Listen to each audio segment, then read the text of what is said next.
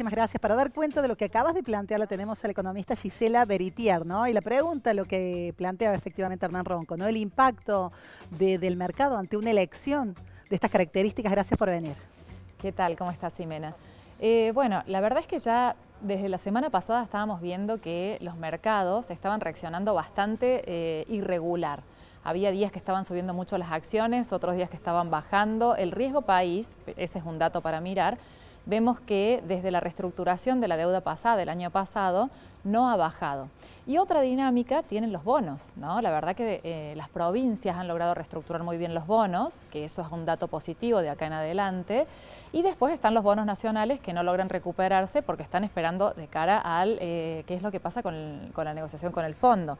No obstante, lo que pasa en los mercados mañana en realidad tiene que ver con un resultado que no va a cambiar cuáles son las decisiones macroeconómicas de acá en adelante, de acuerdo con el Fondo Monetario Internacional, qué pasa con el dólar, qué pasa con la inflación. No vamos a tener el impacto del 2019 porque si bien estamos viendo qué va a pasar en las elecciones generales y en realidad la conclusión es si van a quedar con mayoría absoluta en el Senado, si van a quedar con mayoría absoluta en diputados, la realidad es que el impacto hoy a esta elección de las PASO no vamos a tener lo mismo que pasó en el 2019 porque no es lo mismo lo que pasa en Córdoba que lo que pasa en Santa Fe, que lo que pasa con el resultado de las elecciones en Buenos Aires y menos con cualquiera de las provincias, ¿no? Entonces, ese resultado va a terminar configurándose recién en las elecciones generales. Y con respecto al presupuesto 2022, en días nada más. En días, justamente. Bueno, dependiendo, digamos, de lo que salga ahora en las elecciones, van a ver si tienen, en definitiva, más aire o más oxígeno para plantear algunas cuestiones, como por ejemplo crecimiento, inflación, dólar, o menos oxígeno también en términos de cerrar esos números finos, ¿no? Aún así, esos números que van a tener que presentar en el presupuesto 2022 va a estar cuánto vamos a crecer en el 2022, a cuánto se iría el dólar en el 2022 y cuánto sería la tasa de inflación.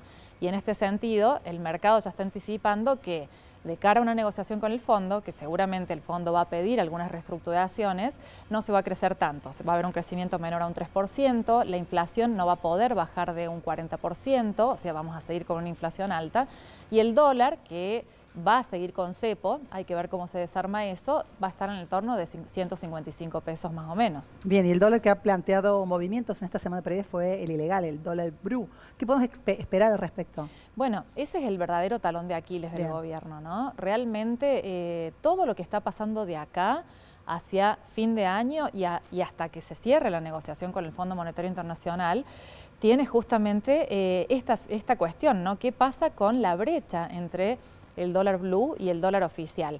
Ahí es donde está la real pelea, digamos, de los mercados, ¿no? Y el gobierno está preocupado, y en realidad todos los actores están preocupados porque se llegue lo más rápido posible a un acuerdo con el fondo que dé previsibilidad, un fondo que ya está pidiendo. La semana pasada salió un informe a nivel global de las economías y las inconsistencias económicas. Y para el capítulo Argentina, justamente ya está pidiendo reformas estructurales, está pidiendo un desarme gradual del cepo y también un plan creíble y sólido de acá en adelante. Entonces, todas estas cuestiones justamente no se van a arreglar antes de las elecciones porque mucho del capital político del gobierno va a estar en juego ahí, pero sí después de las elecciones hay que ver si se cierra lo más rápido posible, porque la realidad es que hoy las reservas del Banco Central están bastante exigidas. Vinieron los DEC, que son este dinero del Fondo Monetario Internacional que repartió para atender gastos de pandemia y que el gobierno actual ya ahora en septiembre está utilizando para el primer vencimiento de intereses del Fondo Monetario. En diciembre tiene un segundo vencimiento y la verdad es que sería óptimo que se pudiera arreglar antes de ese segundo vencimiento. Con respecto a los plazos, esencialmente. Y la verdad que si podemos ahorrarnos esos pagos de dólares, que son bastante elevados también, ayudaría muchísimo a las reservas, ¿no? Así que yo lo que creo, Ximena, es que con un dólar blue que tiene una brecha que cada vez se dispara más y que está llevando, por ejemplo, en los últimos 10 días hábiles que fueron tensiones producto de esto de las elecciones, se gastaron 750 millones de dólares en unas reservas que al día de hoy son menores a 5.000 millones de dólares netas, ¿no? Claro. Cuando se las ve netas. Realmente eso pone al gobierno en una situación en donde si a los DEC los va a designar para pagar intereses, va a estar complicado. Pero hay otra cuestión adicional. ¿Cuál? El año que viene, entre el 2022 y el 2023, hay que pagar 19.000 millones de dólares de capital e intereses al Fondo Monetario Internacional. O sea que si no arreglamos hasta marzo, realmente vamos a estar en una situación muy, muy complicada porque no tenemos esa plata, no la tenemos. Claro, y eso impacta directamente en las metas del gobierno, ¿no? En los objetivos de crecimiento. Pensaba también, ¿no? Esta volatilidad que expresó el dólar ilegal se expresa e impacta en los precios. Mira, la verdad es que siempre... Por más de que se contenga, siempre esa ¿no? discusión, claro, siempre oficial. esa discusión en realidad está porque al ser blue, uno nunca sabe cuánto impacta. Claro. ¿No? Porque en definitiva no está medido estadísticamente, pero sí sabemos que influyen las expectativas. Ahora, uno dice, el dólar actual está bajo, está alto. La verdad es que el dólar blue hoy está altísimo, pero es lo que está marcando justamente la incertidumbre, ¿no? Entonces, bueno, cómo el gobierno logra influir en eso. Hoy está tratando de intervenir, incluso intervenir en los mercados financieros, intervenir con los mercados de bonos, pero la verdad es que también ya tiene que estar pensando y tiene que estar muy preocupado qué leyes va a promover para motorizar la oferta de dólares, porque si firma un acuerdo con el fondo de desarme gradual del cepo, hoy, no como están dadas las dólares genuinos que los plantea, por ejemplo, el campo, ¿no? Que ya ha liquidado todo lo inherente a esta primera etapa del año. Exacto, y que ahora no vamos a tener ningún ingreso con relación al campo, entonces ya se empieza a exigir más, pero a su vez tenemos, ¿qué pasa con la ley de hidrocarburos? Que promete beneficios para las inversiones en vaca muerta.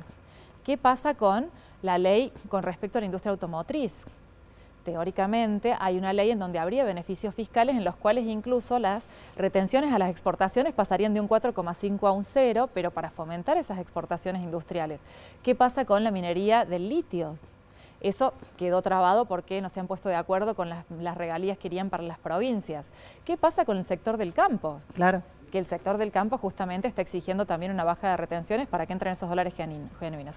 Todo esto lo va a tener que resolver en los próximos 4 meses, porque de cara a una negociación con el fondo, tienen que estar pensando cómo van a entrar los dólares si se quiere desarmar, ¿no? Si se quiere justamente empezar a desarmar ese cepo que hace que no salgan dólares, pero que también hace que no entren, ¿no? Bueno, ¿qué pasa con las inversiones, ¿no? En este marco donde hay incertidumbre. Bueno, tenemos dos tipos de inversiones, las inversiones locales y también las inversiones extranjeras directas. La verdad que las inversiones extranjeras directas están muy limitadas por esto del cepo, que era esto que decíamos recién, ¿no? Que si no salen pero tampoco entran. Entonces, realmente pensar en esta situación de estas leyes ayudaría mucho que entren esas inversiones extranjeras directas. Las inversiones internas, que tiene que ver con la inversión del empresario local y de las pymes locales y demás, están más atadas a la dinámica del crecimiento de la economía.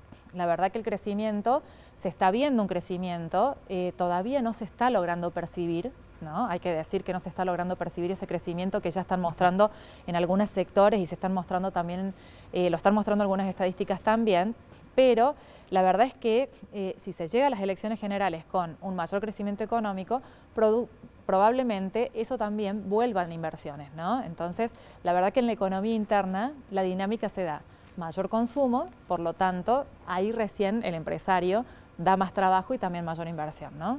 Entonces está todo atado a la dinámica del crecimiento. Claro, y en ese contexto, ¿no? ¿Cómo se revaloriza el peso, ¿no? ¿Cómo se le da valor a nuestra moneda? Mira, hoy escuchaba justamente un especialista en bolsas, ¿no? Que decía que hoy el peso está tan devaluado, todo el mundo huye del peso, ¿no? Y la verdad que en estos... ¿Están atados al dólar? ¿Cómo lo ponderamos? Y en estos últimos meses incluso se ha impreso mucho dinero para empezar a fomentar el poder adquisitivo con las paritarias. En realidad, estos 4 meses han sido meses de poder dar más poder adquisitivo a la gente, pero nos estamos olvidando de la inflación. Claro. Es más, si hemos visto que con una inflación superior a un 3% en todos los meses, hasta en estos meses se ha hasta naturalizado esa situación. Claro, ¿no? 50%, la proyección de 39 que han pensado en aquel presupuesto quedó obsoleta. Claro. Gisela, muchísimas gracias por venir, economista Gisela Beritier, haciendo un análisis con respecto al impacto del mercado en tiempos electivos. Gracias, súper clara, súper interesante. No, muchas gracias a ustedes por la invitación. Bueno, hay más información en este operativo especial de los SRT.